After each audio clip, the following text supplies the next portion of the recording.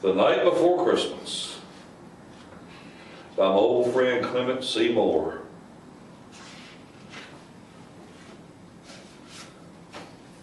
This was written in 1822.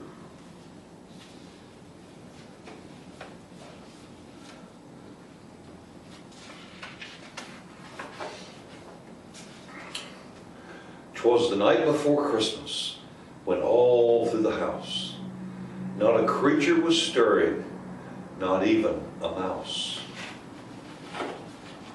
The stockings were hung by the chimney with care, in hope that St. Nicholas soon would be there.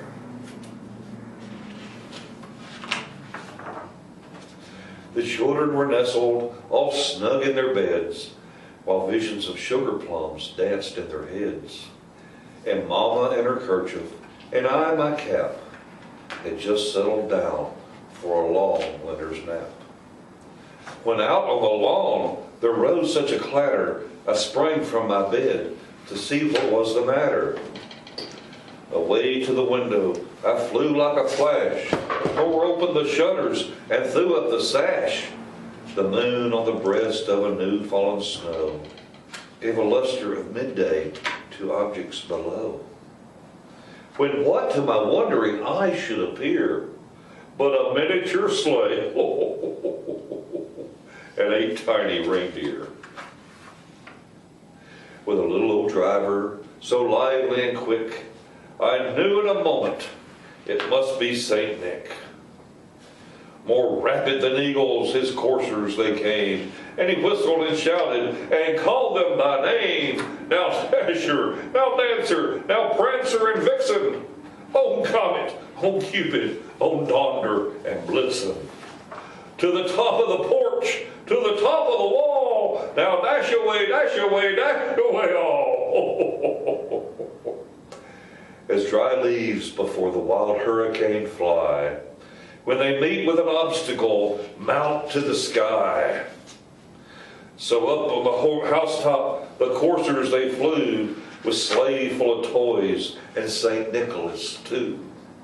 And then in a twinkling I heard on the roof the prancing and pawing of each little hoof. As I drew in my head and was turning around, down the chimney St. Nicholas came with a bound. He was dressed all in fur from his head to his foot, and his clothes were all tarnished with ashes and soot. A bundle of toys he had flung on his back, and he looked like a peddler just opening his pack. His eyes, how they twinkled, his dimples, how merry, his cheeks were like roses, his nose like a cherry. His droll little mouth was drawn up like a bow, and the beard on his chin was as white as the snow. The stump of the pipe he held tight in his teeth, and the smoke had encircled his head like a wreath.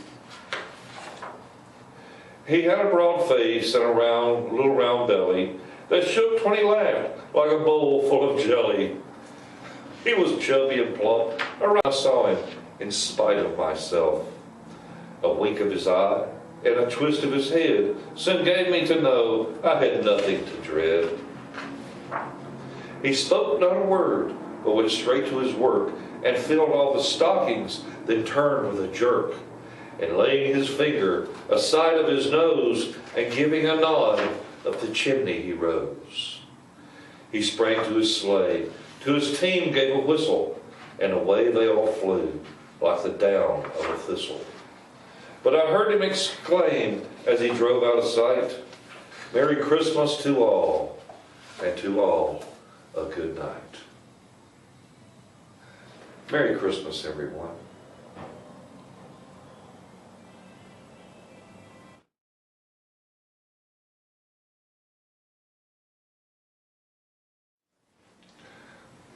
Ho, ho, ho, ho, ho, ho, ho, ho, ho. I haven't seen you since last year. Tucker and Izzy, how are you doing? Ho, ho, ho, ho, ho, ho, ho, ho, ho. Your BopBop, your BopBop and Nana just wanted me to send you a quick note and tell you that they love you very much. You know you're BopBop's favorites, right? Oh, they love their little Tucker and Izzy. You're such nice children. And you've been nice all year. I know that you had BopBop play my video from last year for you all year long. Well, when I heard that, I just said, I've got to make him another one. So Tucker, here's what I want you to do this year. Do you know how many reindeer I have? Let's count them together. Dasher and Dancer and Prancer and Vixen, Comet and Cupid and Donder and Blitzen and Rudolph. I have 9 reindeer. But Santa Claus has gotten so fat from all the milk and cookies all the boys and girls leave that my reindeer don't want to hardly pull me anymore. So Tucker, will you get your mom to help you cut up a carrot into 9 pieces? And then when I come to bring you your presents, I'll pick up those 9 pieces of carrots and I'll feed them to the reindeer, okay? That's what I'll do with them. I'll feed them to the reindeer. I'll let them know that it comes special from you and Izzy. All right. Well, Santa Claus has got to go. I got a lot of toys to get made and delivered. Just like your BopBop is such a nice man. He helps a lot with making toys for me. He's like an elf. Did you know he's one of Santa Claus's elves? He used to live at the North Pole, but he got lonely up to the North Pole. He wanted to come down and have a wife, your Nana, and he wanted to have grandchildren. And that's you and Izzy. But he never, ever got tired of making toys. He's always loved to make toys. So, your grandpa, BopBop, has been one of Santa's elves all his life. So, if you ever need anything from Santa Claus, you go to BopBop, and he'll tell you what's going on, okay? Tucker, Izzy, you have a very Merry Christmas. Bye-bye.